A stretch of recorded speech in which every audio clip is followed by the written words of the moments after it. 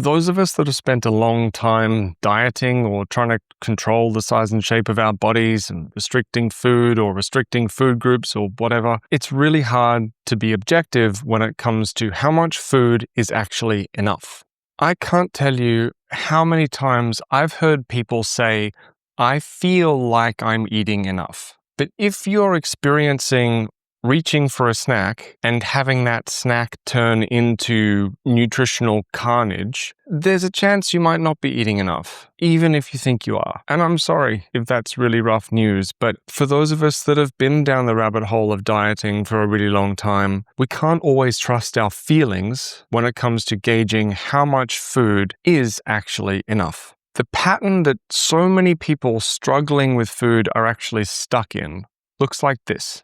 Periods of not eating enough, trying to eat as little as possible, or trying to eat as clean as possible, followed by hunger or some variation of feeling deprived. Then a moment that usually looks like, I've eaten more than I wanted to, or I've eaten more than I planned to, or I've eaten something that I now feel bad about eating, followed by guilt and shame and a whole lot of mental stories about why we suck so much and why can't we get this right and how we're going to be stuck eating this way forever and why can't I control myself when everyone else can, and etc., etc., etc. Which then leads to continued eating in ways that don't feel good. I ruined it. I feel so bad now. I can't change this. I may as well. My name's Marcus. This is Strong Not Starving, and I work with people to create fulfilling experiences with food, exercise, and relationships. Strong Not Starving is where we talk about the food, exercise, and stress management side of what it takes to feel strong and confident in your own body. Now, when I say we can't trust our feelings, I'm not saying that we should ignore all our feelings. Navigating our feelings and emotions in healthy ways, that's an essential part of mental and physical health. But when I say we can't trust our feelings, what I mean is that we can't trust our feelings when it comes time to make assessments. I had a lesson in this literally last week, and it's kind of embarrassing, but I'm going to share it anyway. My back gate has 2 latches, and I am obsessive about making sure they are both locked. And the story I tell myself about that gate and about those latches is I diligently check every single time I come in through that gate that both are locked. I have clear memories of standing in front of the gate, looking at the locks, looking like a bit of a weirdo actually, standing in front of the locks, checking before going inside. But last week, there were 2 days when one of those latches was unlocked. So I thought, okay, don't panic. Talk to your wife about making sure that both of those latches are locked when she comes in through that gate without being weird about it. So I asked my wife, I said, Marta, have you come in through that gate at all this week? And she said, no. Why do you ask?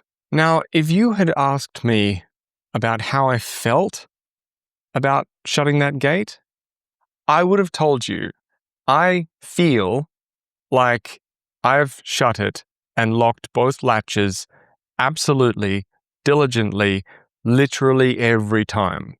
I would tell you that that was my feeling. I feel like I do that perfectly, absolutely every time. And this is something that I'm kind of obsessive about. I pay a lot of attention to it.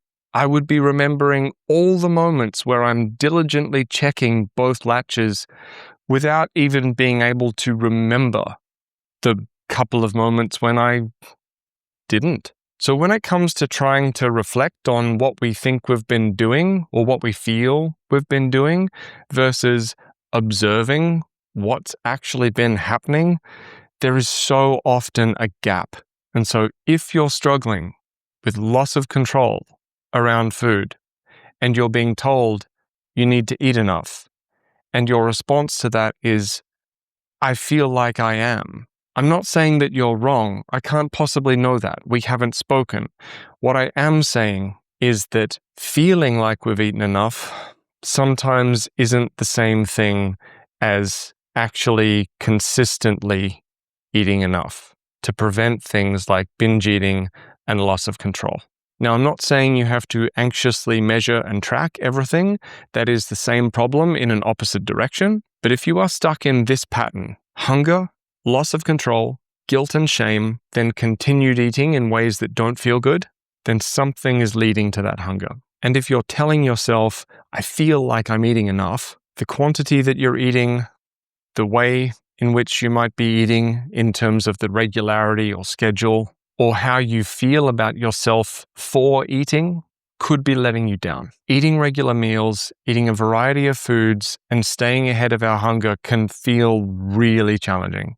But it's still one of the most fundamental and important steps that we can take if we want to experience more ease and peace around food. You know, those kind of people that can walk into a party that has every single food available and take a bit of what they want and just kind of have a good time and get on with their life? That's what I mean when I say peace and ease around food. One of the most important steps in doing that is actually eating enough. But if you are struggling with this, you're not alone. Years of dieting and stressing about the size and shape of our bodies has warped our perception of how much food is enough. So just before I share something at the end of this episode about a new community that I'm putting together, there's something I just want you to walk away with today.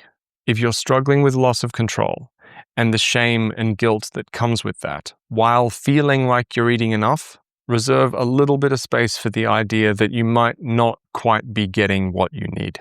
Now, before we wrap up today, I have an announcement to make. In conjunction with my brilliant co-conspirator, Annabelle, who started working with me on this channel last year, we are opening doors in August to the Strong Not Starving community.